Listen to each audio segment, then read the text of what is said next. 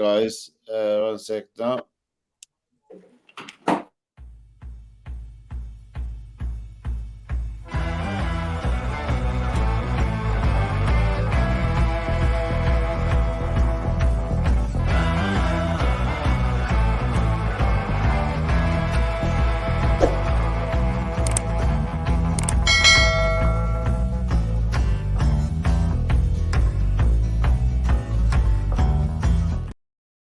Good evening, everybody.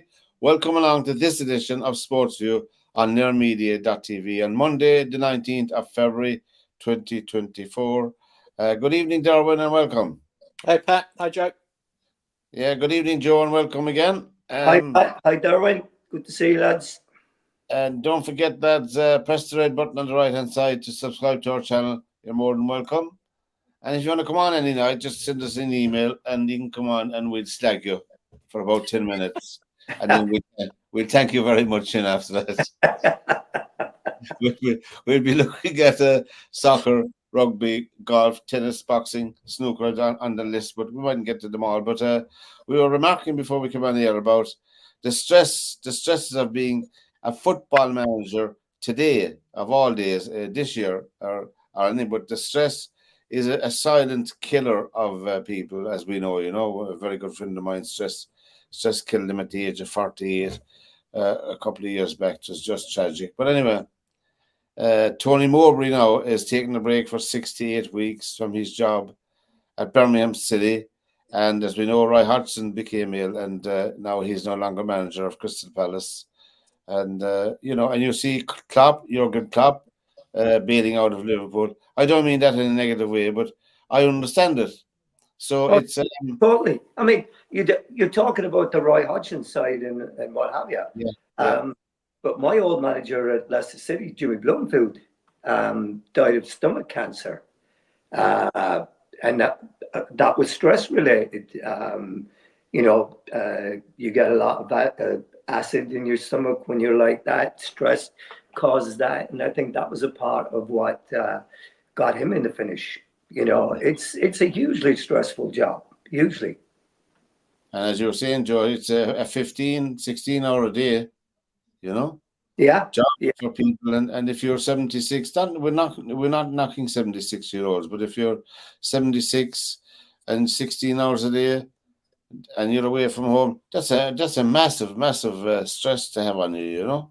Oh, it's huge. I mean, you talk about the coaches here in the National Football League, American football. Yeah. They have beds in their office, and they'll sleep there 3 or 4 nights a week. Go away. Yeah. Oh, yeah. I mean, they're at it round the clock.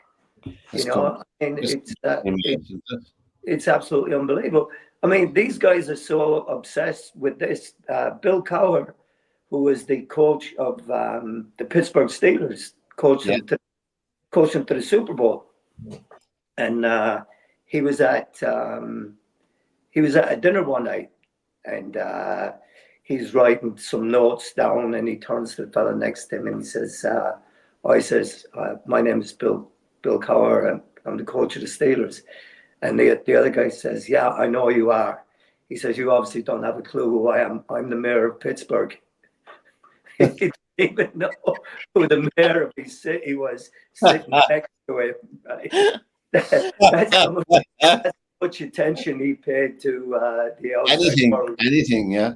But the match. Anyway, over the weekend, there was wins for Arsenal, who were flying high, and also for Liverpool, Villa, Forest, Wolves, Brighton, and Man U had a lucky win in Kenilworth Road, and as he would say anyway, and the Arsenal ladies, who we have an Irish interest in, beat Man U in the Women's Super League.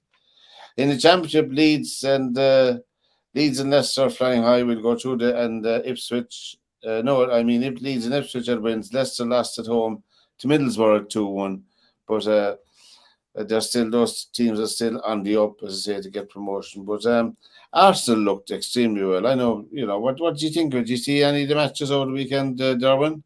Yeah, they looked good, didn't they? They looked superb to me. They looked a very balanced team, Just looked solid. Yeah. It's hard to know who's going to win. It's going to be extremely exciting. Just before we get into that, well, Liverpool are on top with 57 points. Arsenal have 55. Man City have 53. They have a game in hand now to all the other teams. They only have a 24 played. All the others are 25. Villa 49. Spurs 47. Man U 44. Brighton 38 and Newcastle 37. So you can see there's a gap now opening up between what we call the top six and the rest. And there's 25 games played, and there's 13 more games to go. That's not a lot of games if there's any space. But if we get Man City the win of the game in hand, they'd be a point behind Liverpool, knocking Arsenal down to third place. But it's Liverpool, Arsenal, Man City. It's probably between the three of them, Derwynne. Would you agree? No, totally. Yeah, I don't think any of the others are going to push it. I mean, I actually fancy Arsenal, to be honest. What do you think, Joe? Yeah, I think it's definitely one of those three. To be honest, I still fancy Man City for it. The last couple of games, they've been not at their best, But I mean, still yesterday or on Saturday, I forget which day it was played, but certainly against Chelsea, they had enough chances to win the game, and I mean, Haaland, it's like the old one. If he was shooting at Kennedy, he'd still be alive because he couldn't hit Cow's butt with a shovel from 2 feet at the weekend. But they're going to come good. Liverpool have started. They've started to lose a couple of players. I think they have a couple of injuries to their forwards that might affect them. And I think, to be honest, I thought Arsenal did well, but I thought Burnley were the architects of their own downfall in a lot of ways. They didn't defend very well for some of the goals, a little bit like West Ham. So I just wonder sometimes. I mean, Arsenal play lovely football, but sometimes the results flatter to deceive a little bit. The 5 this weekend, the 6 last weekend. Yeah. Down to individual mistakes, but you still have to put the ball in the back of the net and do the job. And it could come down to goal difference. It could come down to goal difference, but again, I think that the big one is going to be when the likes of Liverpool and City and Arsenal and Liverpool are when they meet each other. It's at the bottom of the Premiership. And of course, I was disappointed. I thought Luton might. I was saying to Derwynne, I thought Luton might pick up a point, but they did well. But Man United are. Well, I don't want to say they're on a roll, but they're playing very well in the last couple of games. Man United, they seem to have settled down as a team, and they seem to have got a lot more purpose about them. And they're 3 points behind Spurs, who I don't think will be there at all. I don't think Spurs will stay there myself. That's my opinion. I think Spurs are going to fall off. They're starting to. You're starting to see the wear and tear on them now. I don't think their squad is deep enough to be missing their first choice players. They don't really have enough backup. I think they're seriously missing Harry Kane. Yeah, I mean, Harry Kane got goals for Spurs when they were playing atrociously bad. That's very true. That's very true. He scored again. He scored again over the weekend. Even though Bayern Munich themselves were beaten again, and Bayer Leverkusen are top of the Bundesliga with 58 points, and Bayern Munich are 50 points. They're 8 points behind them now, and Stuttgart are on 46, and Dortmund are on 41. So it's between Leverkusen and Munich that is the Bundesliga. 8 points is a nice gap, Well, it is after they played them last week and beat them. Yeah. So that was Bayern's way back, really, in that game. If they wanted to get back into the race for it, I think they had to win that one. And Leverkusen played very well and beat them. I mean, that's 3 defeats in a row now for Bayern Munich. They lost in the Champions League in the middle of the week as well. So things are not. I was reading in the paper the other day that Joshua Kimmich had to be held back in an argument with one of Thomas Tuchel's assistant coaches. They got into it. So, and Kimmich is not. He went from being captain of the team at Bayern to being on the outs, and they thought that there for a long while that he was going to be the next Philip Lahm playing right back, and that hasn't panned out for him either. So he's all's not well in Munich.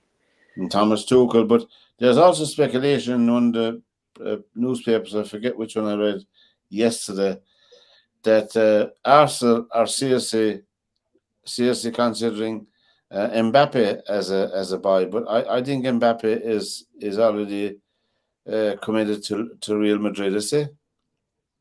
Well, I think I read this morning that he's already signed a pre-contract.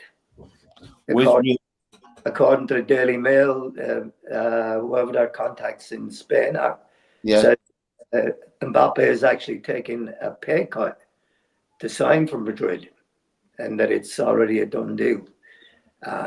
So they're just waiting to announce it. That's according to the Daily Mail. How true that is, I don't know, but I really don't see how Arsenal are going to afford somebody like Mbappe. I just don't know how they can pay the wages, sign-on bonus, or whatever it's going to be, because it's going to be a truckload of money. There's no doubt about it. There's only in the Premiership. There's only probably 1 or 2 clubs could even consider having Mbappe on their books, and I think that maybe I don't think Liverpool. I think Man United. Derwynne used to have a word with Man United. Maybe they could come in for him. I just can't imagine what you'd have to pay for him, and B, how much you'd have to pay him a week to stay on board. And I get that they all say the same thing, don't they? They all want to play in the Premier League because it's the best league or whatever. But at the same time, you don't see many of those coming into the Premier League from abroad. They go over to Real Madrid or Barcelona, don't they? I was going to say, is it the rules we have in place, but that the rules don't apply to everybody, as we've discussed on this I can imagine City doing it just for the sake of doing it. Yeah, I could imagine that would be the only destination for me. Yeah. But the problem that Mbappe has now, and he hooked his horse up to the PSG trailer in the hope that they were going to win Champions Leagues and what have you, and that's not happened. And he needs, although he's won the World Cup and what have you, he wants to win the Champions League on a regular basis. But you know what, Joe?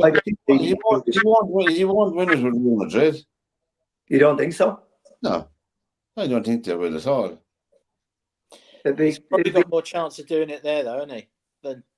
Well, he would. Anywhere else when you think about it. Yeah. Well, he would. Real Madrid or Man City will win the Champions League, I think. Yeah. So I could imagine Man City doing it, but then at the same time, where would he fit into that Man City team? Well, I mean, get rid of Haaland. He'd have to go as a winger, wouldn't he? You get rid of Haaland. It's interesting that when they were talking about it the other day, Carragher and Thierry Henry were talking about it, and the other guy that played for City for a while, what's his name? Micah Richards. Yeah, Micah Richards, and he was saying, well, he'd fit in on the left hand side is where he'd go, But You would know? that be Foden coming out? No, I think what it would mean would be Doku and Jack Grealish, one of those two moving on. Right. Just like, what's his name? Mahrez had to move on. Yeah. You know, can you imagine Mbappe playing on the left wing there and cutting inside from there? What it would bring with Haaland and what have you, and Foden. Yeah. You know, I mean, I don't see any way ever that City are going to not have Phil Foden in the team moving forward. He's just too good a player. He's got so much to offer. I agree with you, Joe. He's probably the most outstanding player, most outstanding English player in Premiership. He's versatile as well, isn't he? Yeah. Yeah. I mean, they could probably put Foden into 3 or 4 different positions. Yeah. Yeah, they can. And he'd hold his own. Yeah, he's a very good footballer. Very good. Absolutely. And he loves City, so I don't ever see him wanting to go anywhere. No. From his own perspective, and certainly I can't see where the club would benefit by moving him on to get somebody else in. I just don't see it. Well, we all think probably that Mbappe will stay in Europe, stay in Madrid by the look of things, as you said, Derwynne. I'd say he'll probably stay in Madrid, you know. I don't know how wealthy Real Madrid are, you know. I don't know how well off they are, you know. Well, that's the King of Spain's club, isn't it? He bankrolls it. Yeah. Maybe we'll give him a ring sometime and have a chat with him. Perhaps we should give Charlie Boy a ring, see if he wants to get involved. What about your own King? Would he get involved and Exactly. have a word with Mbappe, Charlie? Would Charlie have a word with Mbappe and ask him would he come to Kenilworth Road for a year? You know? Charles, we're thinking about Mbappe. Do you want him over here or what? Yeah. Anyway, SportsView is the program on Nerd Media on SportsView. Tell all your friends about us and press the red button to subscribe to our channel. On the Championship side, Leicester City are top with 78. Leeds are in second place at 69. Southampton 67. Ipswich 66. West Brom 52. Coventry 51. Norwich 51 and Hull 51. So, you know, that's setting up nicely as well, the Championship for people. But Leicester, Leeds, Southampton and Ipswich, those 4 teams are in the driving seat at the moment after 33 games. I think there's something like 44 games or something like that. In League 2, Grimsby lost over the weekend. George, you probably saw that. And they're 6 points above the drop zone, so they're healthy enough because there's a big the other two. Yeah, that's the only thing I think in their favour at the moment. They've got a real tough run of games coming up. Yeah.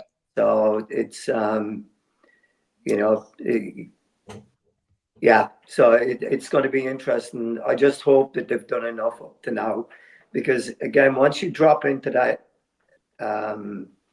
once you drop out the league, it's just so difficult to get back in. It is. There's finances and all involved in this. There's a lot more than just going into a different league, as you know. Yeah.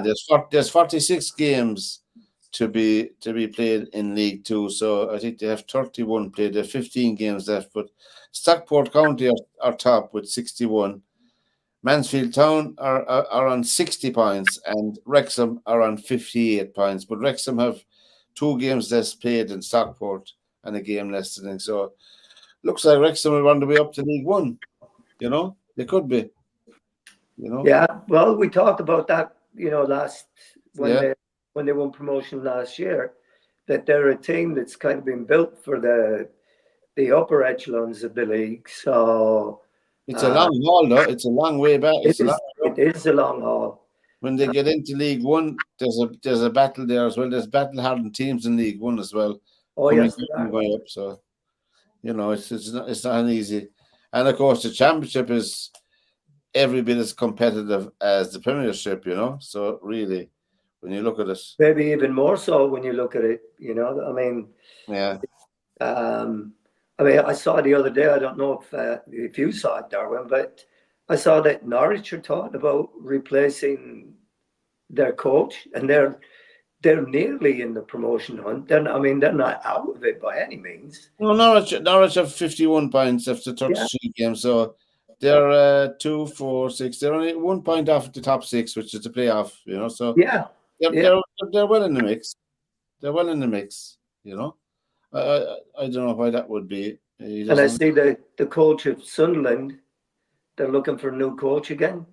Go away. Yeah, Michael Beale resigned at the weekend. That's another one that's a Wayne Rooney one. You sack your man that was at Birmingham, Eustace, and then you bring in Rooney, and he goes 9 games without winning or whatever it was.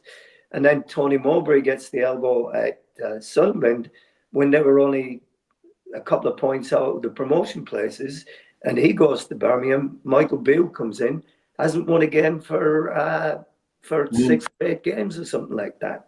Yeah, at the moment, the guy whose star was on the rise when he was at QPR, all of a sudden he has, they're keeping him at a distance. Yeah, at the moment as we're on here, Everton are playing Crystal Palace in the Premiership, so it's 0-0 after 20 minutes. And tomorrow night, of course, we have Man City and Brentford in that extra game. The Man City are playing Brentford at home. And on Wednesday night, Liverpool are at home to Luton Town. So all will be revealed. But the Champions League are on again. Arsenal playing on Wednesday night. They're playing Porto. And Barcelona are playing... who Barcelona playing? I'm just looking up Napoli.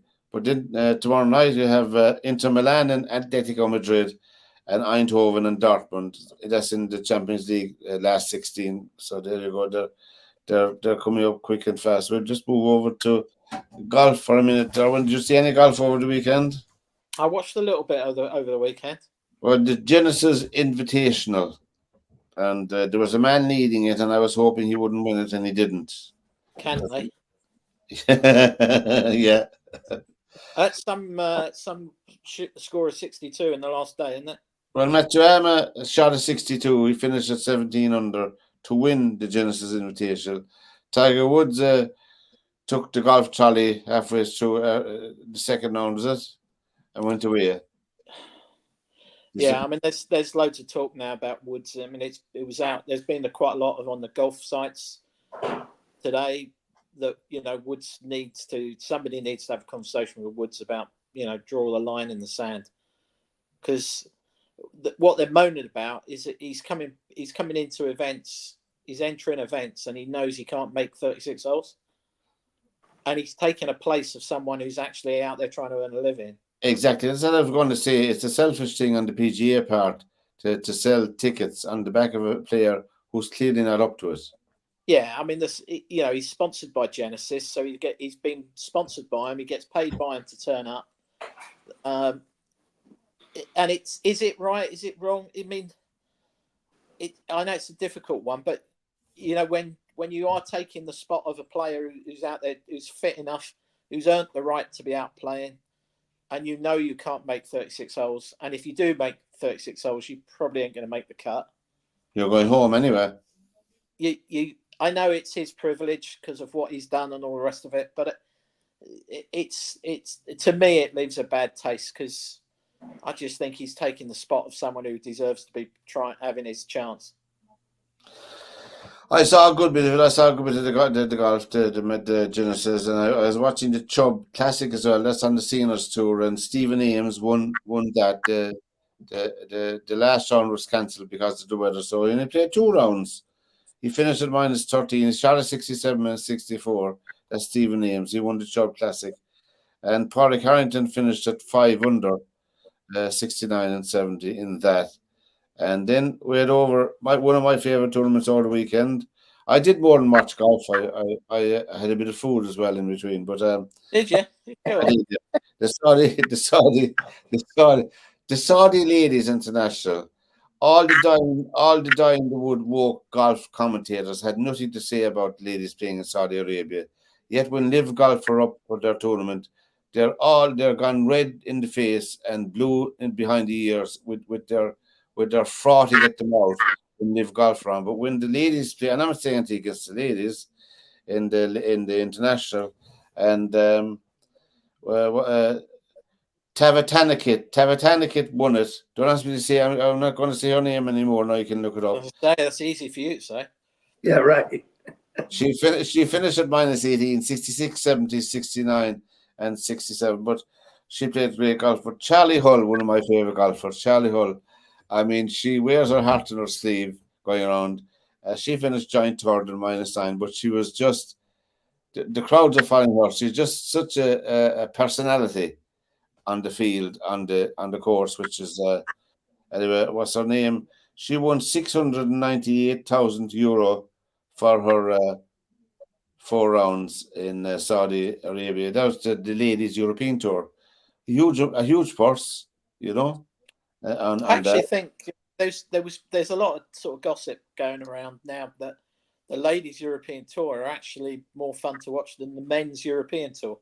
Well, they are. I watch a lot of the ladies, and that is just fantastic golf in it. But Leona Maguire was playing as well, and she got a horrible start. She had around the 76, but then she came roaring back, as they say, with a 64 to be well in place. But I'm afraid she shot another 74 and a 78, and she finished down the field on 29th. But she got €44,000 for her 78th place, which is incredible money, lads.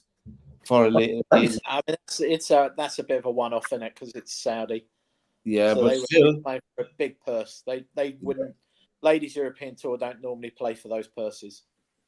no, they don't. No, so I see that. I saw the purses. They wouldn't even be $1 million for the whole lot. You know. Yeah. There's very few $1 million on them, but they attracted a lot of players. So I mean, a lot of them are playing well. But they have a great attitude. Women in general, they have a great attitude on the course. They're well aware of who they are. They're well aware of the people watching them as well. You know, and they play with a lot more class than some of the men. There's no doubt about that. Well, you know? the gossip, well, not gossip, but a lot of people are saying now you're better off watching the ladies' European Tour than you are watching the men's European Tour because of the names. That's true. There's not that many names now on the European Tour. I mean, you had an awful lot of top class lady golfers in Saudi Arabia.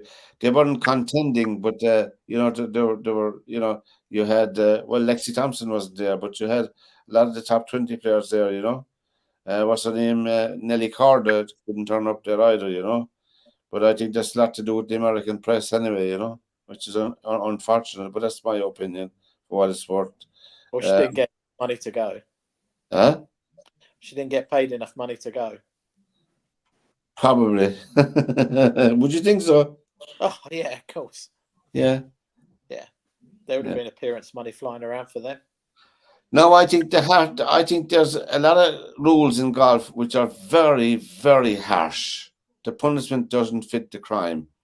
Jordan Spieth was disqualified for signing for an incorrect scorecard when everybody and his aunt knew that he took a 4 at the par 3, but he put down 3 in his scorecard.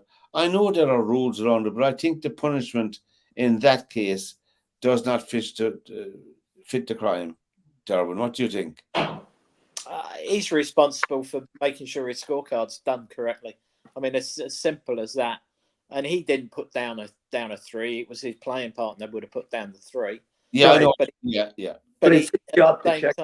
Right? Exactly. He has a copy of his score running on the bottom of the player's card that he's marking. And when you go into the tournament office for your final, as in before you hand and post your card, which is what the technical phrase is, you get the score recorder to double check your numbers. And you, as a player, you would have sat there with the other player and gone 4-3-4, 3-5-4 for the front 9, and then you would have said 35 for argument's sake. Then you would have gone down the next 3 holes, next 3 holes, 34, 69. Yeah, agree, done. Then you give it to the girl to double check, and then she gives it back. You sign it and you post it, and that's just routine. And that would have been done. Now, what was he playing like? Here's the question. because sometimes he was playing. that's the easy. He was playing reasonably if he was playing badly, that quite often is the easiest way out to get out of the event. I wouldn't think that would be anti. I think that the fact that he was playing with Cantley probably upset him. He just wanted to get out there in a hurry. But I blame Cantley for it. But didn't somebody lose one of the majors because they signed a wrong? Well, a long time ago, Roberto Di Was it Alberto lost the Open over it. Roberto Di Vincenzo. Yeah, Roberto Di Vincenzo lost the Open over it. Yeah, Mark Rowe was leading the Open if not that long ago, and he had the same thing. But they'd actually with him, he'd got something like 4-3-4, when in fact he'd gone 4-4-3. So his numbers were correct; they were just on the wrong holes. Wrong. Oh god. Yeah, his totals were right, but the whole individual hole was wrong, and he got DQ'd for that in the Open going into the final round. But what about a golfer that drops his ball in the wrong place, even though he's entitled to a free drop, like McIlroy did, and he got docked 2 shots instead of being disqualified? Well, there's one of the question marks, because in reality you've signed for the wrong score, and that would have been a few years ago. That 25 years ago, that would have been a DQ. And why isn't it? What they're saying now is most of these mistakes are spotted by people who are watching it on TV, who then radio in and say, hey, I think there's a dodgy rule in there, or he's done something wrong, he didn't drop it in the right place. So it becomes, but he didn't drop it in the right place, and all that happened to him was he was penalised 2 strokes instead of being disqualified because he signed for the wrong score. Yeah, no, they changed the ruling on that to cover that off. Yeah. Did it? Yeah, they changed. Not recently. That was done 10 years ago, 12 years ago. Yeah. But I mean that was because of armchair referees as such. I mean, I'd like to see him do it with VAR with me on a Sunday afternoon. Yeah, cheapers. What's the next big? I forgot to look up tonight. There's a mystery about the next big golf tournament coming up. Derwynne, you don't know off the top of your head. Apart from the Masters in April, is there? When is the Players' Championship coming up? Players is like September now, isn't it? It used to be before the Masters. It used to be before. They had it before moved it the to the tail end of the season now to keep it lengthened out a bit longer. Yeah. I suppose it might be one of the WGCs or something like that. Might be one of those coming up. Yeah. I forgot to look at the diary, but Sports User Program on LearMedia.tv. Press the red button on the right hand side to subscribe to our channel. And you're with Derwynne, Joe, and myself as usual. When the Rugby Union, the URC got going this weekend, the United Rugby Championship, and Leinster beat Benetton 47-18, and Connacht beat Cardiff 16-12, and Munster beat the Scarlets over in Wales 42-7, and the Ospreys beat Ulster 19-17 with the last drop goal. I love to see those things. A guy taking a chance, taking a punt. They were behind 17-16 with the last play, and bang, a drop goal, and they won it 19-17. Anyway, next weekend we have Ireland and Wales at 2:15. The Taffies and the Irish, Derwynne. At 2:15, we have Scotland and England at 4:45 on Saturday. That's in the Six Nations. And then on Sunday, we have a practice match of France. They're playing Italy at 3 o'clock on Sunday. With Ireland and Wales on Saturday at 2:15. What do you reckon, boys? Come on. On form, you would say it's a mismatch. But there's no such thing as form in the Six Nations when you're playing at home. And I think that... where's the match being played? Is it being played in Cardiff? in Lansdowne Road. Lansdowne Road, yeah. I'd hate to say it, but I think Ireland should be favourites for that one. Yeah? Yeah. If Wales can... I don't want the jinx. I think if Wales can be one score behind, they would have done really well this weekend. You think they have a chance against Ireland? No, Yeah. I don't really. But I think what I'd hate to see is Wales get absolutely demolished by Ireland, because I think that Wales team, he's building youngsters, isn't it? I mean, the average age is about 20 or 21, I think. I'll tell you, they're in for a hot time. Scotland are playing England in the Calcutta Cup. That'll be a very even match, I think. That'll be a very hard match to call, in my opinion. Fancy Scotland for that. Yeah. Yeah, you can be right there. You know, they were robbed against France in the last match. You know, which was... Well, I mean, they've proved they can put points on the board. Yeah. They are creative. So where is it? Is it in Murrayfield or is it? Murrayfield.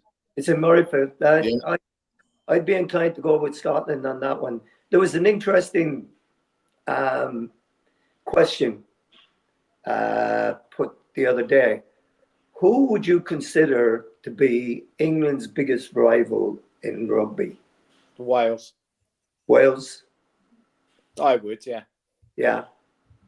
Well, not maybe. Probably not Wales, but when you look back at the history. Mm-hmm. You know, when you look back at the history. For Wales, that's the biggest game. No. But I mean, but for Ireland, wouldn't you say Ireland and England? For Ireland, England is the biggest game as well, because we always want to beat them, right? Well, because of the history of the two countries being England and Ireland. Right. The Ireland players would have an extra pep in their step when it's England. It's the same in soccer. You had magnificent England soccer teams coming to Ireland to play Ireland soccer, and they couldn't beat them, even though on paper. But as Brian Clough says, there's no soccer game played on paper. But he said on paper they would be far superior. Even today, if England soccer team came to Ireland, even to this very day, they'd get a game. Yeah. So I would have thought it's pretty similar to the football, that any team playing England is probably the one they want to win. I know I know we're all sports people. We all want to win all the time, but that's the one you really. It is, yeah. You really do want to. So France, England, is that the big rivalry? What's It France's is. biggest game? Is it Ireland or England? But you think about it, right? You think about the Six Nations, right? You've got Ireland, you got Wales, you got Scotland, and you got France, and they've all got an axe to grind with England. You know what I mean? The only one that probably doesn't is Italy. I mean, because there's been a conflict between England and Italy. I don't think, other than Mussolini that time, and I think we could have a go about the Romans a bit. England won that one anyway, so they don't count that anymore. You know, you're right. You're right in a lot of sense, Joe, because if Ireland are beaten by France, there isn't a lot of remorse or conflict over it. But if England beat Ireland in rugby, I mean, it's been talked about for days and days. Oh, yeah. They're looking up next year to see what day it is and where it's being played. It's like England when they play Germany in football. Yeah. And Germany beat England, and the England supporters chant is, "Well, we won 2 world wars." Yeah. Yeah, we won 2 world wars. What's that have to do with anything, you know? Oh, it's got to do with everything. It's interesting, though, isn't it? If you think about it, what's Italy's biggest game? Italy. I mean, probably every game, isn't it? France. In soccer, France. Yeah. It's France in soccer, you know. What about rugby? Rugby, Italy don't have a huge tradition in rugby. I think that I don't know. Italy would, a few years back now, before Ireland recruited all these players and the rules changed, Italy would be banking on being able to beat Ireland and Wales, you know, or should be. I remember when Conor O'Shea was the coach of the Italian team, you know, they did pretty well, you know. When do you remember one of the games they didn't contest any ruck? Do you remember that? Yeah. They stood back from the rucks, and the other team were thrown off for a while. Yeah, they did that against England, didn't they? Yet there's a England great didn't know what to argument. do, did they? They didn't know what to do. They were totally confused. Yeah, why are they tackling I us? remember that now. What have we missed? We were talking about soccer at the start of this program over the weekend. The few were talking in my house over the weekend, and they were talking about free kicks technique-wise. Has it changed much? And I said, I agreed with the experts anyway. Not that I all time agree with them. The greatest free kick I've ever seen, lads. There's no sound on this, no audio for our people looking, but we can talk about the wonderful. The way to look at the ball, look at the way he's got it. He's got it in his hands. He's having a good, careful look about it. It's placed absolutely perfect. Look at that. I mean, everything's set that he's going to hit it. I just wonder if they're kidding us on. It's what, all of 30 yards, Andy? Ah, why not? It's a 30-yard free kick with a 20-yard run-up. Dear, I don't believe it. What a goal we have just seen from Roberto Carlos. That is amazing. Well, that was what was missing in Euro 96. That is quite incredible. Not so sure about the goalkeeper's position and what he saw, but we can't deny the quality of the strike. It had power, it had bend, it had accuracy. Watch this. Starts way wide of the goal. That's 2-3 yards wide and just clips the inside of the post. That is quite a magnificent free kick. I'm not so sure we'll see one better than that, but many. Well, we were talking about that. The only thing I can say there is it was Barthez in goal. Yeah. Fabian Barthez. Yeah, on that one. That is. I mean, don't get me wrong. It was a great free kick. Was But it? talking about great free kicks, remember the donkey kick? Coventry City versus, I think it was Everton, when Willie Carr flicked the ball up with his both his feet, and Ernie Hunt volleyed it in the top corner. Yeah. And then they outlawed it after it happened. They did. They didn't know what to do with it at the time. No one had ever seen it. Well, they've done the same in hurling here. I know you mightn't see much hurling in when I forget his. I think he was name. Donlow Cusick was in goal. Not Donlow Cusick. Oh God, the other fellow from Kanturk, and it was in goal for Cork. And when they used to get a 21-yard free in hurling, they used to bring up the Cork goalkeeper to take it. He'd run up and throw the ball forward to 14-yard line or beyond. So he'd gain an extra 6 or 7 yards before he hit the ball. And there was no hope of the back so anyone stop it. So the certain goal. Now it's a couple of yards behind the 21, and you can only run up to the actual 21-yard line to take the free in hurling. They changed the rule because of him, scoring all the goals. It's much like Joe, that Coventry are in the running, I think, as well, aren't they? Yeah, I think they are. They were, in the 2, 4, 5. They're in sixth place on 51 points. So, Coventry City, love to see them coming up. Yeah. No, I've got a question for you two boys. That's a great goal from Roberto. I mean, without a doubt. But you're talking about it though. I mean, we talked about this a few weeks ago as well. What about Beckham's goal against Greece at Old Trafford? Yeah. I know it's with the inside of the right foot as opposed to Roberto Carlos with the outside of his left foot. But it's still a technique that has to be. Beckham. With the Beckham thing, think of the pressure as well, because it was. Oh yeah. It was like the last. It was not far off the last kick of the game, was it? Oh yeah, it was. And they had seconds, yeah. I know there've been documentaries made on Beckham, but when he was playing, I thought he was utterly, in my opinion, underrated by commentators. I think he was. I think he was a superb player. He was a lot better than what commentators made him out to be. That's just me. He only had one. Well, he had one drawback, didn't he? He just didn't have any speed. That's the only thing that he really did. Yeah. He didn't really go by people. His ability was to be able to bend the ball around people and to do that. And his work rate was phenomenal. The way he'd get up and down the wing. Oh, it was. The only thing that he was really missing. He wasn't a great header of the ball, but you know, do you really need your outside right to be a great header of the ball? No, I you don't don't. know that you do, but the rest of it, his passing ability, his shooting ability, his corner kicks. I mean, Yeah. let's be honest there. United don't win the treble if Beckham doesn't take those 2 corner kicks Yep. in the Yes. Yeah, yeah, last minutes of the game in Barcelona. yeah. So come with the man. It's like he's done that now for England, and he's done it for his club. And it's very few sportsmen that can actually step up and do that. And it really makes the difference And in the would you say, Derwynne, that England have a reasonable chance of winning the next World Cup in football? I don't know about the World Cup, but I think they got a chance in the European Championship, in the Euros. You'd like to think if they won the Euros, then you'd have to say they've got a really good chance in the World Cup.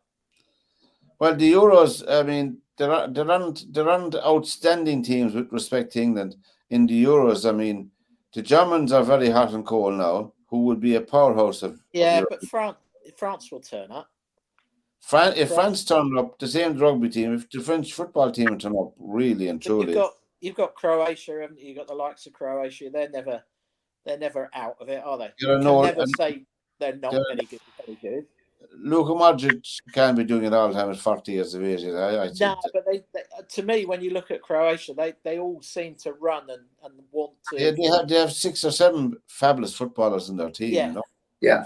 For the size of the country, that's all you need. Yeah. I said it. The only thing holding England back really is a true goal scorer. An out and out striker. An out and out striker. Yeah. You know, I think if England win the Euros, they've just broke the camel's back. I think they'll start winning things because they'll start believing they can win. They won't win. They won't win it with Gareth Southgate. No, he's way too conservative. But I mean, you have to be like that sometimes. That countries that have won the most World Cups, right? Uruguay, Germany, Brazil, And Italy. you look at Brazil, Argentina, Italy. Most of those, when you look at it, only Brazil really, you're talking about being a truly creative soccer nation. I mean, Italy bore them to death, don't they? Oh, Italy, Germany. Germany. I mean, how many times have we talked about or heard about Germany being well organized and efficient and what have you, and they make their way through the tournament and what have you. When you look at Brazil, you're expecting Brazil to win 3-4-0. Yeah.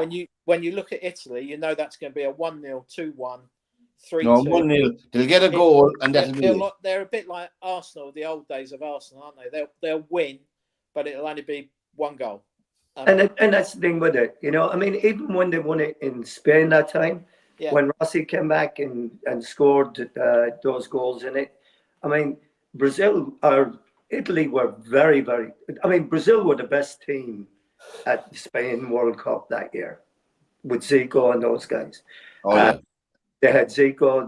Was it Socrates was in that team? And, Socrates. Yeah. And who was the other fellow in midfield? Falcao in midfield. Falcao was that he too? They were brilliant, and I mean the fact was that they came up against a very, very strong Italian defense, and that was what the Italians played it great defensively, and that was the difference between Brazil moving on and not, I think so. But yeah, I mean, Uruguay have always been a team that's been known to be defensive.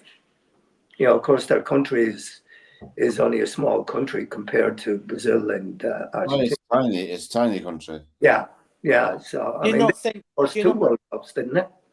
do you not think though that if England win one, that they'll suddenly get some? Oh, belief? I think England have a chance. I mean, I really do. I think England will have a chance in the Euros if they avoid Ireland. I mean, if you're talking about guys improving, and we're talking, think of the guys that we're talking about. Think of Ogbene going down the wing against England. Yeah. Firing a ball across, and there's the young eye there, bang, 1-0. There you go.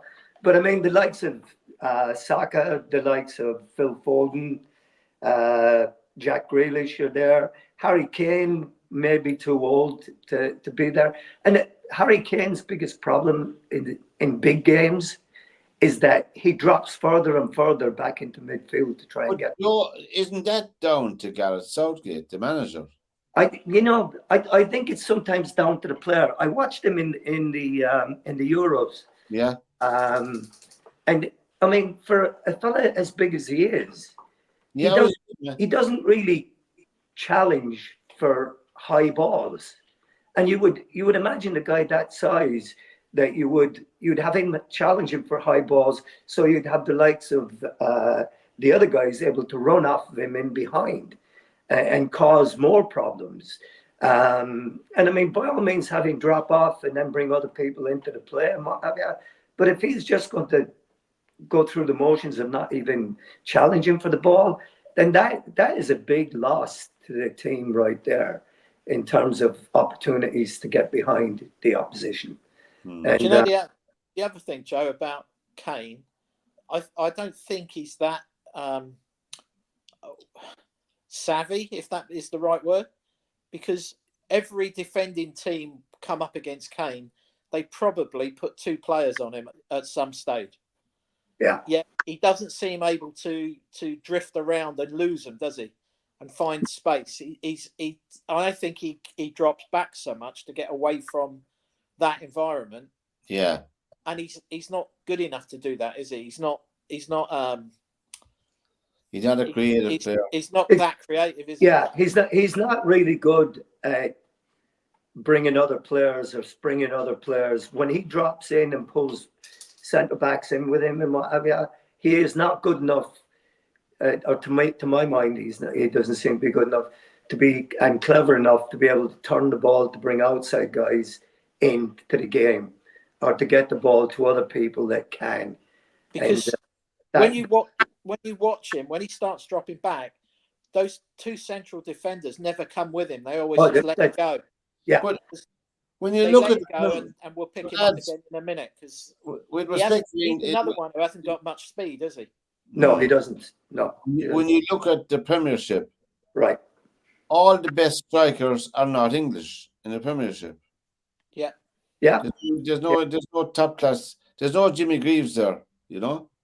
There's no Shearer, is there? Shearer, I mean, to me, as much as, you know, he seemed to have like a bit of a goal hanger, wasn't he? He just knocked him in from 5 yards out most of the time. But he also muscled his way around in there too, didn't he? Oh, he did. Shearer was a strong player. Yeah. Whereas I don't think Harry Kane is that. He's not combative, is he? Like that, he wouldn't. No, he's not an abrasive player, and he's never going to be one now. No, he's not, and that's the only thing with it. You'd pick Lewandowski every day before Kane on an international team. I mean, do you think Ivan Toney is the replacement for Kane? God, who's he? Well, he does. I'm only joking. Yeah, right. Yeah. He might be, but the thing with Ivan Toney is he's got to get to a club where he's going to be a little bit more polished. Yeah. And get involved. But I mean, he has good movement. He's athletic. He's big and he's strong, and he does score goals in the box. So it might well be somebody that he can do that job. But again, he's somebody else that needs to get going pretty fast there. I mean, because if he stays at Brentford for much longer, he's losing time. Yeah. And he doesn't have time. He doesn't have time for that. There was a time when the English team were picked and they weren't looking at the first division of the thing. They were looking at the players, the best players in the country. Yeah. And I think they're a bit obsessed with the Arsenal, Man United, and Liverpool's of this world. They're picking a national team. That's my opinion. I mean, Vardy now, to me, at the height of his power when they won the Premiership, Leicester City. I mean, Vardy was outstanding. He was but they kept crossing the ball for Vardy, didn't they? He was a goal. They played to Vardy's strengths, didn't they? Yeah, they did. And I don't know. I mean, you don't have a player like that in the international team. They need a. Well, I mean, he did that for a little while. He got some recognition there for a little while. But Jamie Vardy, for everything that he did for Leicester City, and don't get me wrong, I mean, he was fantastic for us in the championship season. But he really, in a lot of ways, is. I mean, he could poach goals, and he obviously was lightning quick.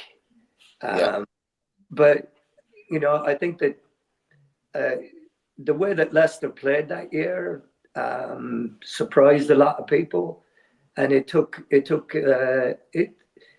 plus would it been a down year for the top clubs, the likes of United, City, Arsenal, Liverpool. They got kind of caught off guard with it a little bit, I think, and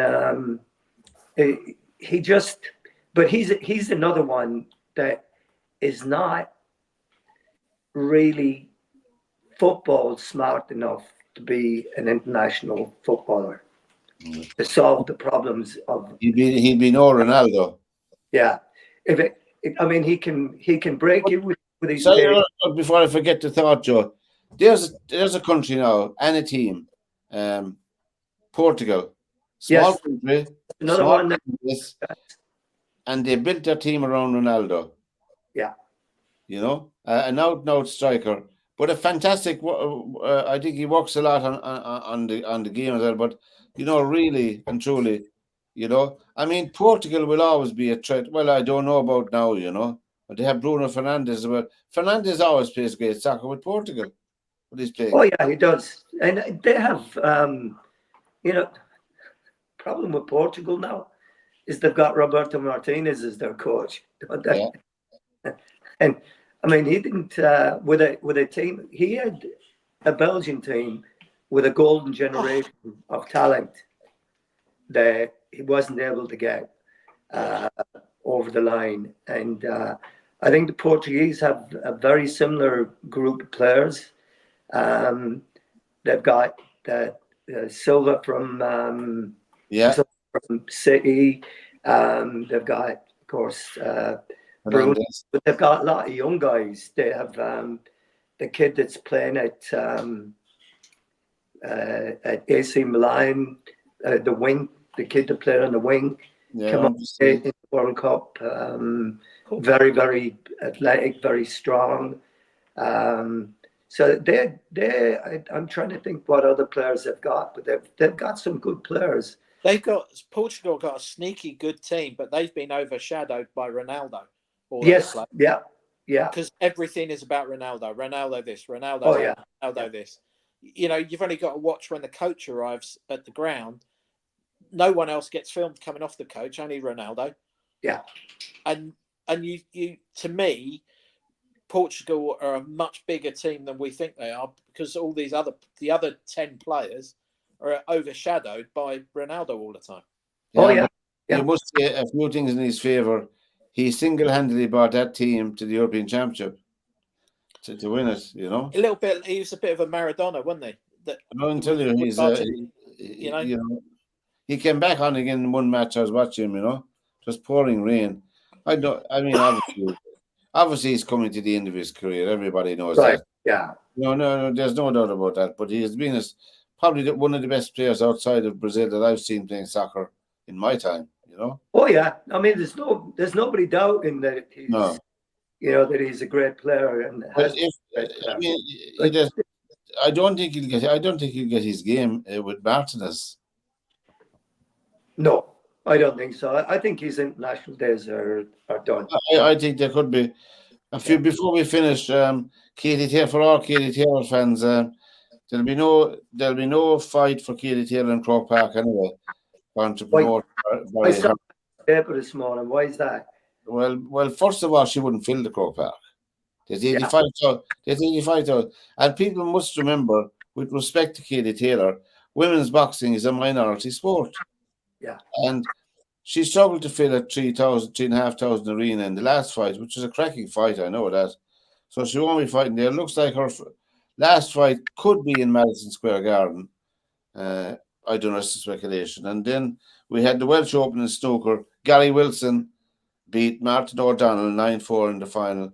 Probably one of the worst snooker finals that I've seen since black and white television for the standard of snooker played, you know. And anyone who ever watched snooker in the black and white television, and he's potting the pink. let me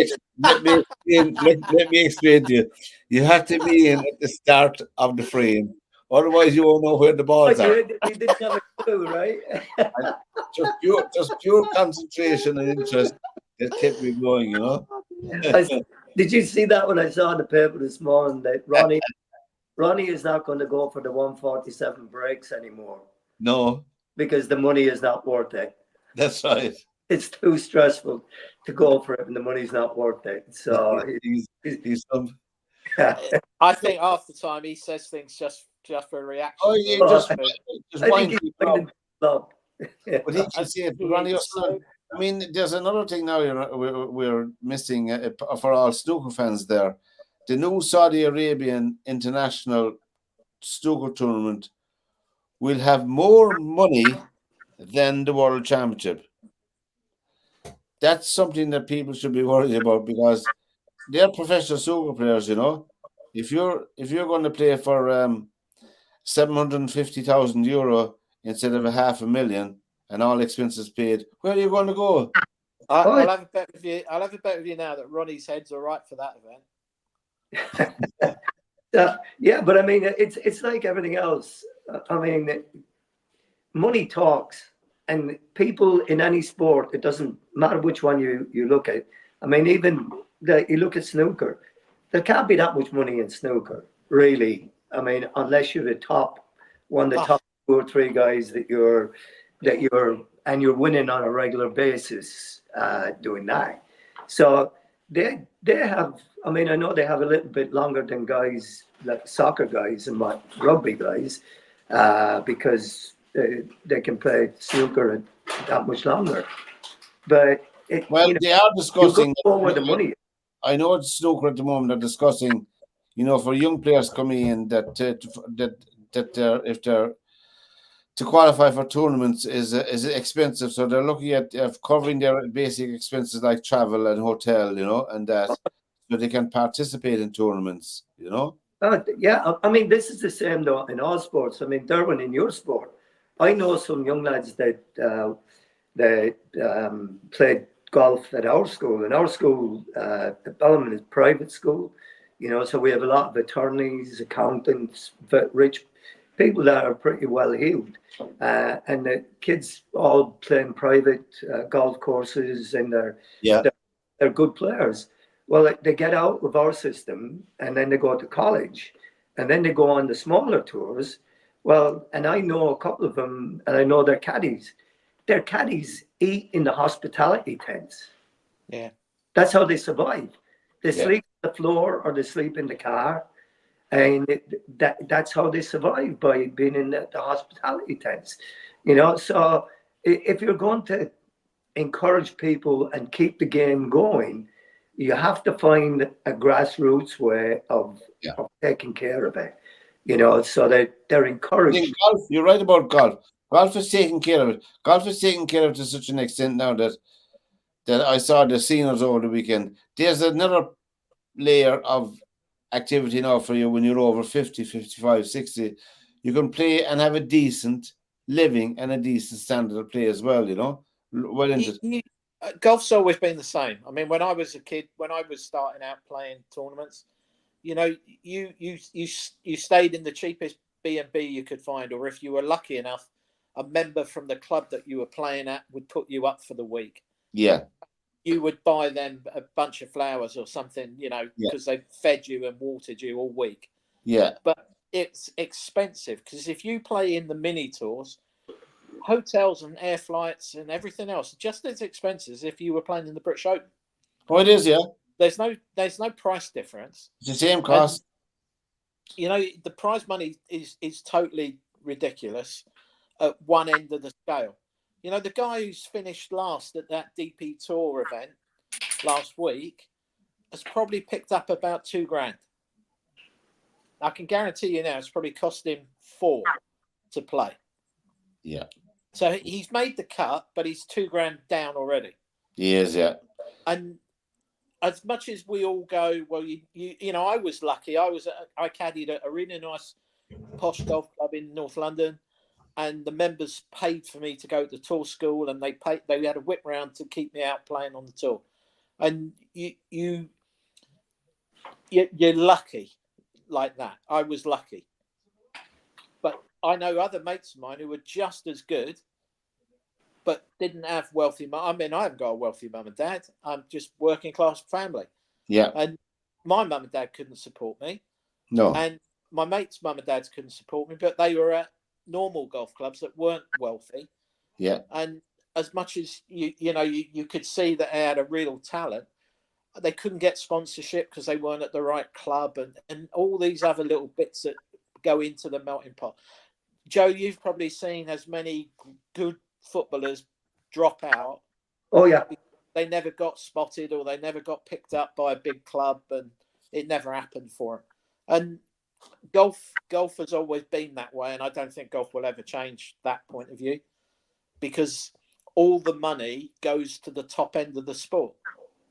Well, if you have a company in London, in Wembley, a new company starting off, you're not going to sponsor my son playing in the Hinge Golf Club, You're not going to do it. No. You're going to sponsor your son who's playing down the road in Sunningdale or wherever, That's the level of it, and it's unfortunate.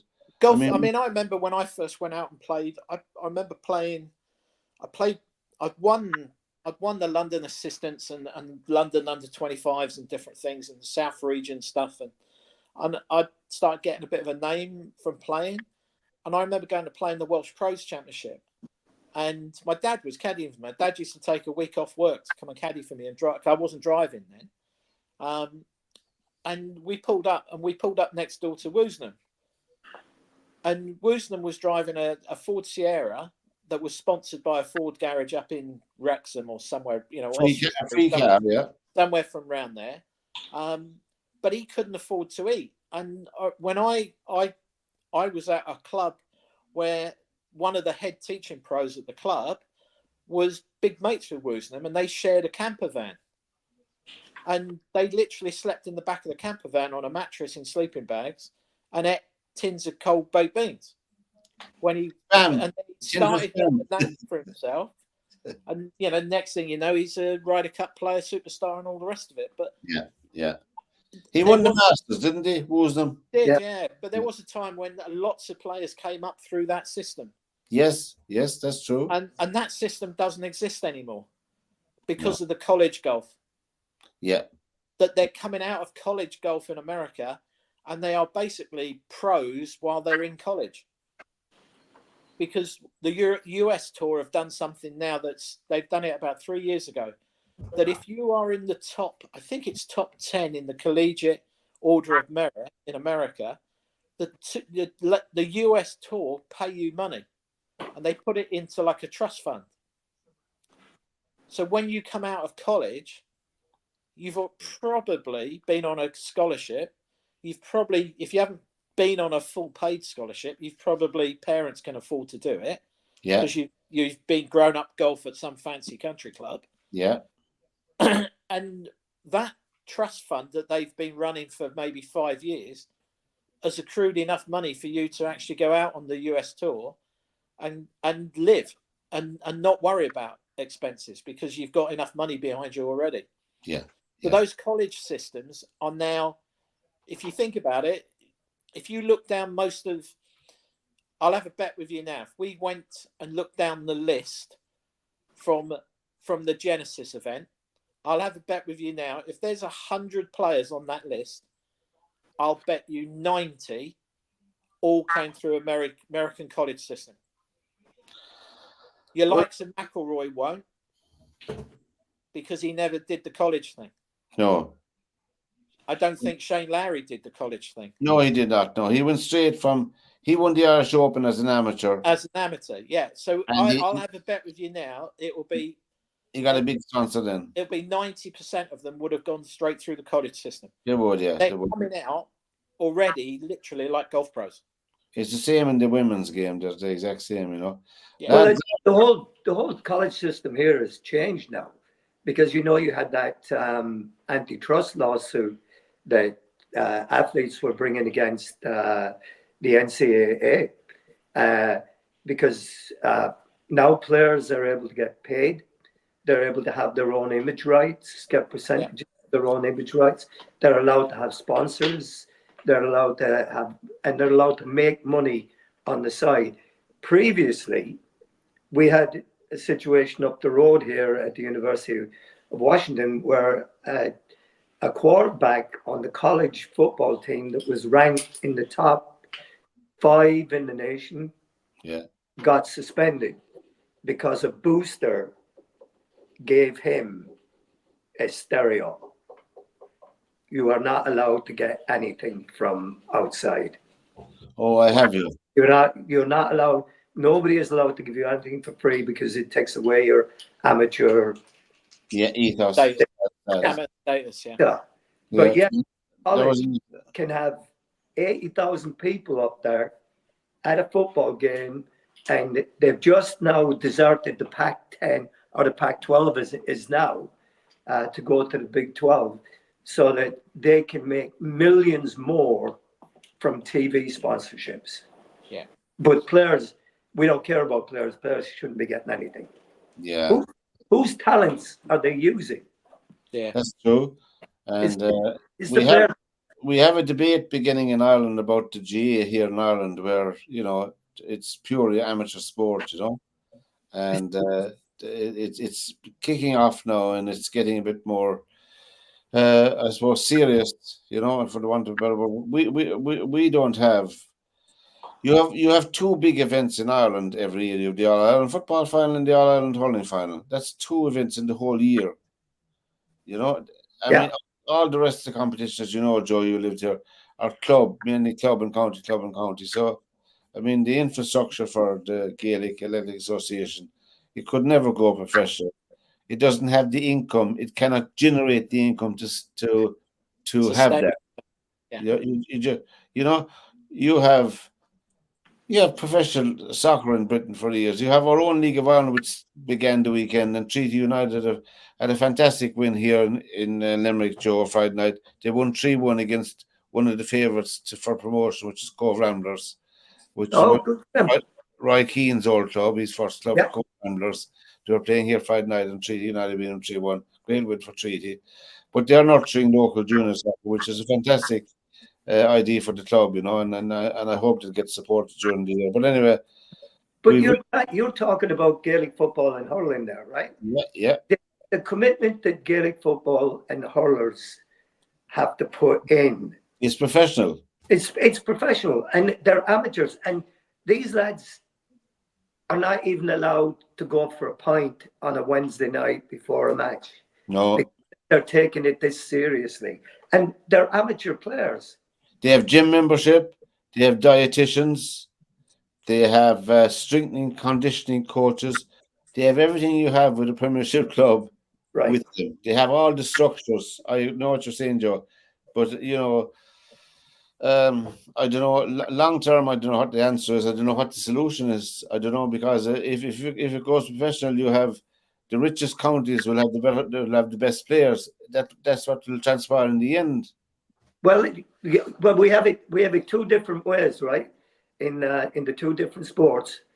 In Gaelic football, you have Dublin, which is the population centre of Ireland, right? With a massive population, so a massive amount of money in that count right there, the biggest city in the country, and so they're able to generate that money and sponsorship because they have that whole persona that of what they are.